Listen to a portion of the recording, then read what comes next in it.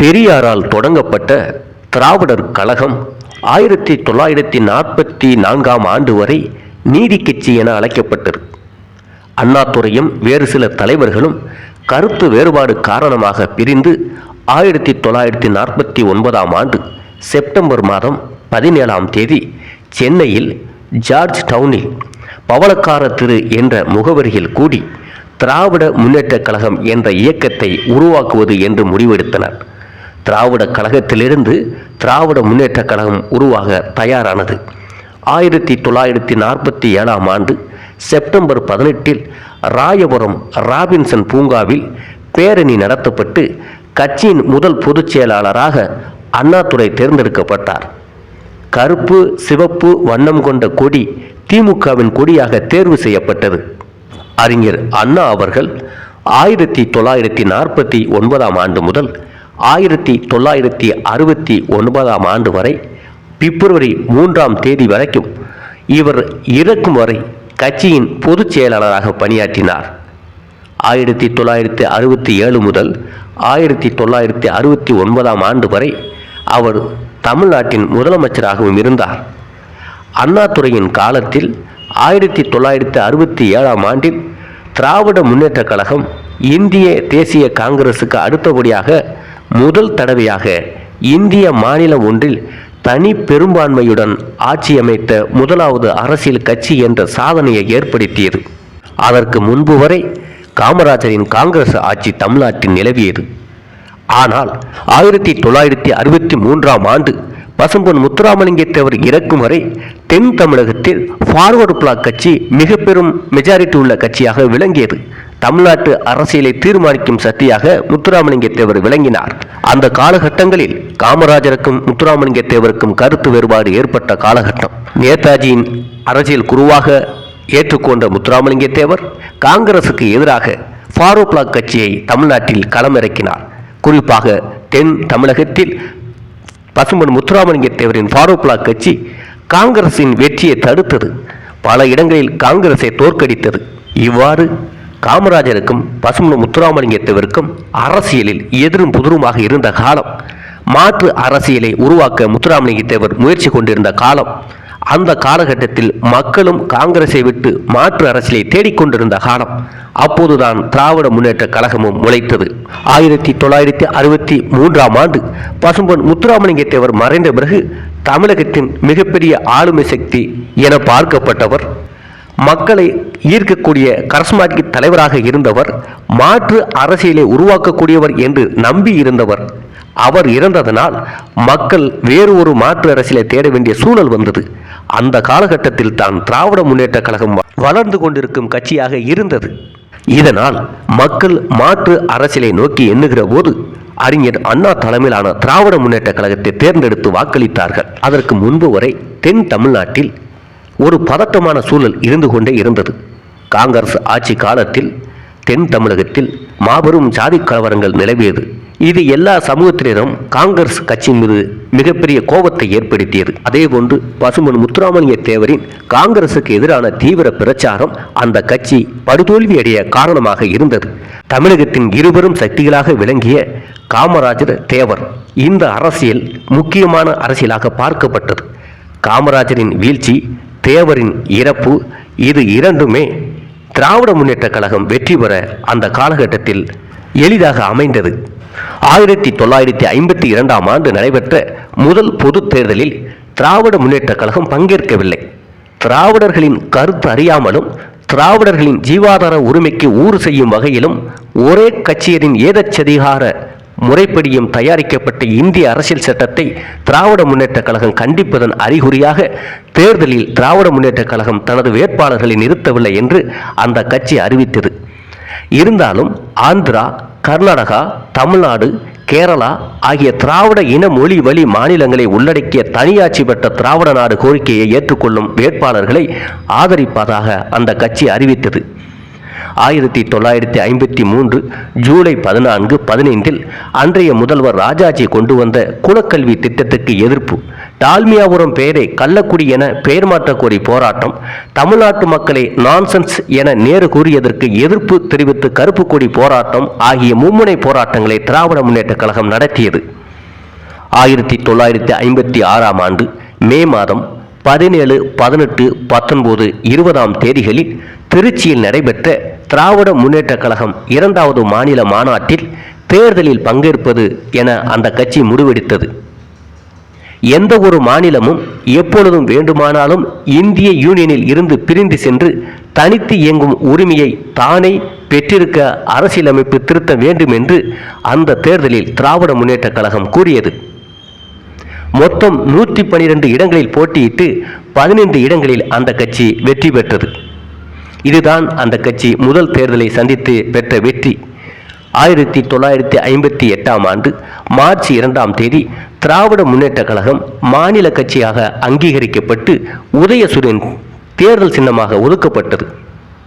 1959 நடைபெற்ற சென்னை மாநகராட்சி தேர்தலில் 90 இடங்களில் வென்ற திராவிட முன்னேற்ற கழகம் முதல் முறையாக மாநகராட்சி மேயரையாக பொறுப்பேற்றது.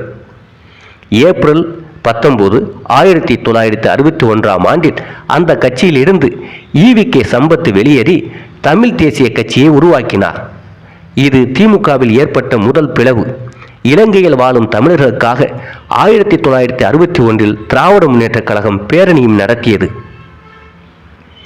1962 ஆண்டில் நடைபெற்ற பொது தேர்தலிலும் திராவிட நாடு விடுதலை கோரிக்கையை முன்வைத்து பிரச்சாரம் செய்தது திராவிட முன்னேற்ற கழகம். ராஜாஜியின் சுதந்திரா கட்சி, முஸ்லிம் லீக் ஆகியவற்றுடன் இணைந்து போட்டியிட்ட திமுக 50 இடங்களில் வெற்றி பெற்றது. இருந்தாலும் அந்த கட்சி பொதுச் செயலாளர் அண்ணாதுரை காஞ்சிபுரம் சட்டப்பேரவை தொகுதியில் தோல்வியடைந்தார். 1963 ஆண்டில் பிரிவினை பேசுவோர் தேர்தலில் ஈடுபடுவதை தடுக்கும் வகையில் பிரிவினை தடுப்புச் சட்ட மசோதாவை இந்திய அரசு அறிவித்தது. இதையடுத்து 1963 ஆண்டு ஜூன் மாதம் 8, 9, 10 தேதிகளில் நடைபெற்ற திராவிட முன்னேற்ற கழகம் பொதுக்குழுவில் அந்த கட்சியின் முக்கிய கொள்கையான திராவிட நாடு விடுதலை கோரிக்கையில் மாற்றம் செய்யப்பட்டது. தமிழகம், ஆந்திரா, கேரளா, கர்நாடகா ஆகிய 4 மொழிவழி மாநிலங்களும் இந்திய அரசுரிமை, ஒருமைத்தன்மை, அரசியல் அமைப்பு சட்டம் ஆகியவற்றுக்குள் இயன்ற அளவு கூடுதலான அதிகாரங்களை பெற்று நெருங்கிய திராவிட கூட்டமைப்பாக நிலவ பாடுபடுவது என்று அந்த கட்சியின் குறிக்கோள் பகுதியில் மாற்றம் செய்யப்பட்டது. அதே ஆண்டில் நவம்பர் 17 தேதி இந்தி பேசாத மக்களின் மீது இந்திய திணிக்கும் அரசியல் சட்ட பிரிவு 17 எரிப்பதாக திராவிட முன்னேற்ற கழகம் அறிவித்தது. 1965 ஆண்டு ஜனவரி மாதம் 26 தேதி முதல் இந்தி கட்டாயமாக்கப்படுவதை எதிர்த்து ஜனவரி 26 தேதி இந்திய குடியரசு நாளை துக்க நாளாக அறிவித்து கிளர்ச்சி நடத்தியது திராவிட முன்னேற்ற கழகம். 1967 ஆண்டில் நடைபெற்ற 3வது தமிழக சட்டமன்ற பொது தேர்தலில் திராவிட முன்னேற்ற கழகம் 138 இடங்களில் வென்று முதல் முறையாக ஆட்சியை பிடித்தது. 1967 ஆண்டு மார்ச் 6 தேதி அந்த கட்சியின் பொதுச் செயலாளர் அண்ணாதுரை தமிழ்நாட்டின் முதலமைச்சரானார். இவர் 1969 ஆண்டு பிப்ரவரி 3 ஆண்டு வரை, அவர் இறக்கும் வரை ஆட்சியில் இருந்த போதும் சென்னை மாநிலத்தை தமிழ்நாடு என பெயர் மாற்றம் செய்தது, தமிழ்நாடு அரசின் மொழிக்கொலியாக இருமொழி திட்டத்தை அறிவித்தது, தாலி, ஜாதி, புரோகிதர் ஆகியவை இல்லாமல் நடைபெற்ற சுயமரியாதை திருமணங்களுக்கு அங்கீகாரம் வழங்கும் சட்டம் ஆகியவற்றை நிறைவேற்றினார். அண்ணா மறைந்தபின் அந்த கட்சியில் 1969 ஆண்டு ஜூலை 26 முதல் முறையாக தலைவர் பதவி உருவாக்கப்பட்டது. அண்ணா மறைந்த பிறகு அண்ணா அடக்கம் செய்யப்பட்ட மறுநாளே திராவிட முன்னேற்ற கழகம் சார்பில் அடுத்த முதல்வர் யார் என்பதில் கலைஞர் கருணாநிதி அவர்களுக்கும் கல்வி அமைச்சராக இருந்த நெடுஞ்செழியனுக்கும் இடையே கடும் போட்டி ஏற்பட்டது. பெரியார் தலையிட்டு சமரசம் ஏற்படுத்தி கருணாநிதியை போட்டியின்றி முதல்வராக முயற்சி செய்தும் நெடுஞ்செழியன் சம்மதிக்கவில்லை. பின்னர் கருணாநிதி சட்டமன்ற கட்சி தலைவராக தேர்ந்தெடுக்கப்பட்டதும் நெடுஞ்செழியன் அமைச்சரவையில் இருந்து விலகி கொண்டார். கலைஞர் தமிழ்நாட்டு முதல்வர் பொறுப்பை ஏற்றுக்கொண்டார். 1969ஆம் ஆண்டு ஜூன் மாதத்தில் கலைஞர் திமுக தலைவராகவும் இரா நெடுஞ்செழியன் பொதுச் செயலாளராகவும் தேர்ந்தெடுக்கப்பட்டார்கள். 1971ஆம் ஆண்டில் திராவிட முன்னேற்றக் கழகம் ஆட்சி கலைக்கப்பட்டது. பின்னர் நடைபெற்ற தேர்தலில் 203 இடங்களில் போட்டியிட்ட திராவிட முன்னேற்றக் கழகம் 184 இடங்களில் வெற்றி பெற்று ஆட்சியை மீண்டும் பிடித்தது. திராவிட முன்னேற்றக் கழகத்தின் இந்த மாபெரும் வரலாற்று சிறப்புமிக்க வெற்றி சாதனை இதுவரை முறியடிக்கப்படவில்லை. கலைஞர் கருணாநிதி அவர்கள் 2வது முறையாக முதல்வராக பொறுப்பேற்றார். 1972ஆம் ஆண்டு அக்டோபர் 14ஆம் தேதி கட்சி பொருளாளராக இருந்த நடிகர் எம்ஜிஆர் அவர்கள் திராவிட முன்னேற்றக் கழகத்திலிருந்து வெளியேறி அண்ணா திராவிட முன்னேற்றக் கழகத்தை உருவாக்கினார். திமுகவில் ஏற்பட்ட மிகப்பெரிய பிளவாக இது கருதப்பட்டது. தமிழ்நாட்டு அரசியலில் மிக பெரும் மாற்றத்தை அது ஏற்படுத்தியது. 1974ஆம் ஆண்டு ஏப்ரல் 20ஆம் தேதி மாநில சுயாட்சி கோரும் தீர்மானத்தை திராவிட முன்னேற்றக் கழகம் அமைச்சரவை சட்டப்பேரவையில் நிறைவேற்றியது. 1975ஆம் ஆண்டு ஜூன் 25ஆம் தேதி இந்திய அரசால் அவசர நிலை அறிவிக்கப்பட்டதை அடுத்து 1976ஆம் ஆண்டு ஜனவரி 31ஆம் தேதி திராவிட முன்னேற்றக் கழகத்தின் ஆட்சி கலைக்கப்பட்டது. திமுக ஆட்சி கலைக்கப்பட்டது இது 2வது முறையாகும். 1976 முதல் ஆட்சி பொறுப்பில் இருந்த திமுகவின் செயல்பாடுகளின் அனைத்து ஜாதியினர் அர்ச்சகராதல் சட்டம், அரசு விழாக்களில் தமிழ்தாய் வாழ்த்து பாட வேண்டும் ஆகியவை முக்கியமானவையாகும். 1977ஆம் ஆண்டு ஜூலை 4ஆம் தேதியில் நடைபெற்ற பொது தேர்தலில் திமுக 230 இடங்களில் போட்டியிட்டு 48 இடங்களில் மட்டுமே வென்று எதிர்க்கட்சியாக அமைந்தது. திமுகவிலிருந்து பிரிந்து அனைத்து இந்திய அண்ணா திராவிட முன்னேற்றக் கழகம் கட்சியை தொடங்கிய எம்ஜிஆர் தனி மெஜாரிட்டி பெற்று முதலமைச்சராக ஆட்சிப்பிடத்தில் அமர்ந்தார். 1976ஆம் ஆண்டு அவசர நிலை காலத்தில் அதிக பாதிப்புக்கு உள்ளானது திராவிட முன்னேற்றக் கழகம். 1976ஆம் ஆண்டு முதல் 1980ஆம் ஆண்டு வரை அமைந்த நிலையற்ற மத்திய அரசுகளால் நாட்டுக்கு ஏற்பட்ட பாதிப்புகளை கருத்தில் கொண்டும் நெருக்கடி கால நடவடிக்கைகளுக்காக இந்திரா காந்தி அவர்கள் சென்னை கடற்கரை கூட்டத்தில் திமுகவிடம் பகிரங்க மன்னிப்பு கேட்டுக்கொண்டதாலும் 1980இல் நடைபெற்ற பொது தேர்தலில் இந்திரா காந்தி தலைமையிலான காங்கிரஸ் கட்சியினுடன் கூட்டணி அமைத்து தேர்தலில் திமுக போட்டியிட்டது. நாடாளுமன்றத்திற்கான தேர்தலில் 16 இடங்களில் போட்டியிட்ட திமுக 16 இடங்களிலும், சட்டப்பேரவையில் 114 இடங்களில் போட்டியிட்டு 38 இடங்களில் மட்டும் வெற்றி பெற்றது. அந்த அளவுக்கு எம்ஜிஆரின் அண்ணா திராவிட முன்னேற்ற கழகம் மக்களிடம் செல்வாக்கு பெற்று மாபெரும் வெற்றியை சுவைத்துக் கொண்டிருந்தது. அந்த காலகட்டத்தில் 1976 முதல் 1989ஆம் ஆண்டு வரை 13 ஆண்டு காலம் அண்ணா திராவிட முன்னேற்ற கழகம் ஆளுங்கட்சியாகவும் திமுக எதிர்க்கட்சியாகவும் செயல்பட்டன. எதிர்க்கட்சியாக இருந்த திமுக தமிழீழ தமிழர் போராட்டம், ஆதரவு, இந்தி ஆதிக்க எதிர்ப்பு போராட்டம் ஆகியவற்றில் தீவிர ஈடுபாடு காட்டியது. என்ன போராட்டம் செய்தாலும் எம்ஜிஆர் உயிரோடு இருக்கும் வரை அவர் ஆட்சியை ஆட்டவோ அசைக்கவோ திமுகவால் முடியவில்லை. 1983ஆம் ஆண்டு ஆகஸ்ட் 10ஆம் தேதி தமிழீழ தமிழர் பிரச்சனையில் இந்திய தமிழ்நாடு அரசுகளின் நிலைப்பாட்டை கண்டித்து திராவிட முன்னேற்ற கழக தலைவர் கலைஞர் கருணாநிதி அவர்கள், பொதுச் செயலாளர் பேராசிரியர் க. அன்பழகன் ஆகியோர் தங்களது சட்டப்பேரவை உறுப்பினர் பதவிகளை ராஜினாமா செய்தனர். 1984ஆம் ஆண்டில் நடைபெற்ற தேர்தலிலும் திமுக 24 இடங்களை மட்டும் பெற்று எதிர்க்கட்சியாகவே இருந்தது. இந்திய திணிக்கும் அரசியல் சட்ட நகலை எரித்ததற்காக 1986ஆம் ஆண்டு டிசம்பர் 9ஆம் தேதி திமுக தலைவர் கலைஞர் கருணாநிதி அவர்கள் உள்ளிட்ட 10 திராவிட முன்னேற்ற கழக பேரவை உறுப்பினர்கள் பதவி நீக்கம் செய்யப்பட்டனர். 1987ஆம் ஆண்டு டிசம்பர் 24இல் எம்ஜிஆர் மறைந்ததை அடுத்து நடைபெற்ற தேர்தலில் திமுக மீண்டும் ஆட்சியை பிடித்தது. 203 இடங்களில் போட்டியிட்டு 151 இடங்களை வென்ற திமுக 1991 ஜனவரி மாதம் 30 வரை ஆட்சி பொறுப்பில் இருந்தது. இப்போது திமுக வெற்றி பெறுவதற்கு காரணம் அண்ணா திராவிட முன்னேற்ற கழகத்தின் பிளவு. எம்ஜிஆர் இறந்த பிறகு யார் அந்த கட்சிக்கு பொதுச் செயலாளர் என்ற போட்டி ஏற்பட்டது.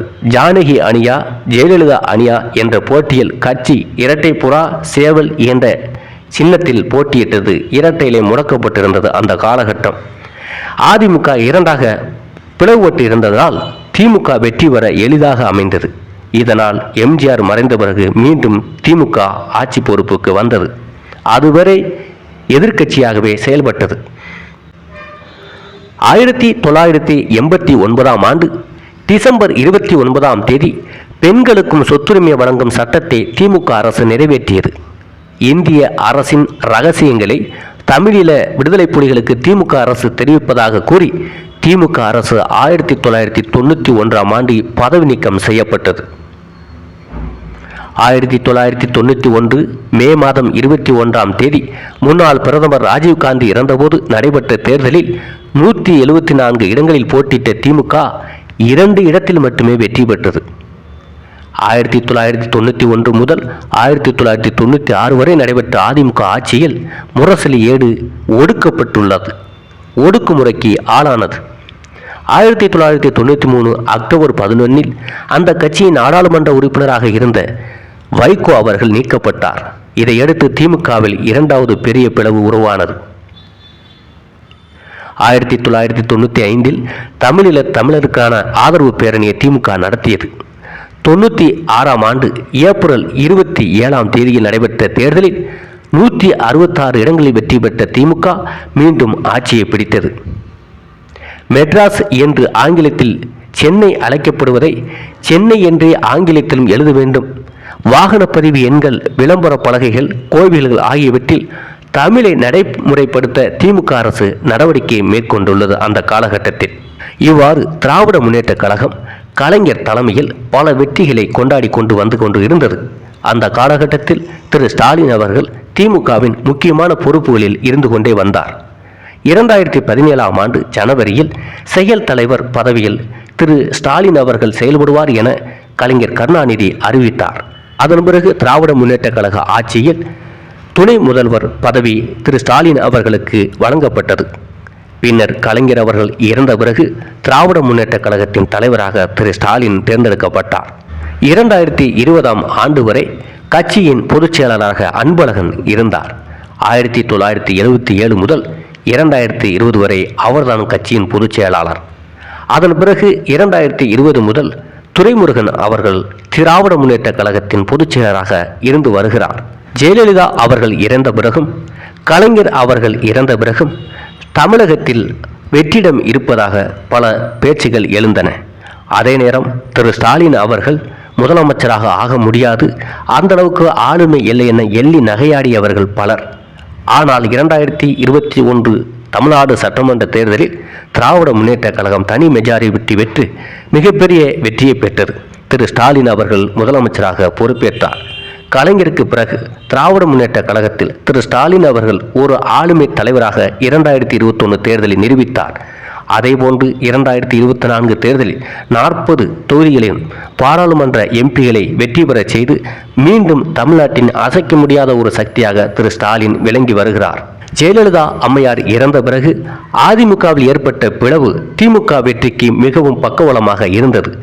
இன்றும் திராவிட முன்னேற்ற கழகம் எளிதாக தேர்தலில் வெற்றி பெறுவதற்கு அனைத்திந்திய அண்ணா திராவிட முன்னேற்ற கழகம் எடப்பாடி பழனிசாமி தலைமையில் ஒன்றும், திரு ஓபி பன்னீர்செல்வம் அவர்கள் தலைமையிலும், திரு டிடிவி தினகரன் தலைமையிலும், சசிகலா அம்மையார் அவர்கள் தலைமை என 4 பிரிவுகளாக பிரிந்து கிடப்பதனால் திராவிட முன்னேற்ற கழகம் எளிதாக வெற்றி பெறுவதற்கு வாய்ப்பாக இருக்கிறது.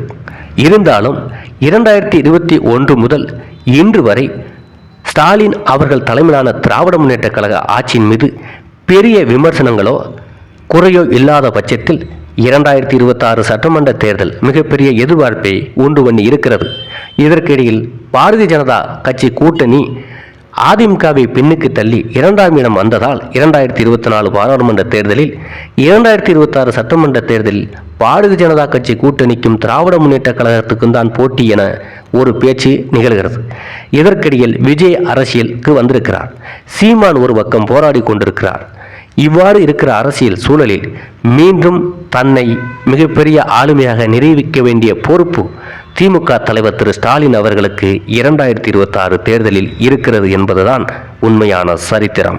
இந்த சூழ்நிலையில் திராவிட முன்னேற்ற கழகத்தில் ஆட்சியில் துணை முதல்வராக திரு உதயநிதி ஸ்டாலின் அவர்கள் பொறுப்பேற்றிருக்கிறார் என்பது முக்கியமானது. அதே ஒன்று, ஸ்டாலின் அவர்கள் காலத்துக்கு பிறகு அந்த கட்சியின் தலைமை பொறுப்பில் உதயநிதி ஸ்டாலின் இருப்பார் என்பதும் அரசியல் விமர்சகர்கள் அறிந்த உண்மை.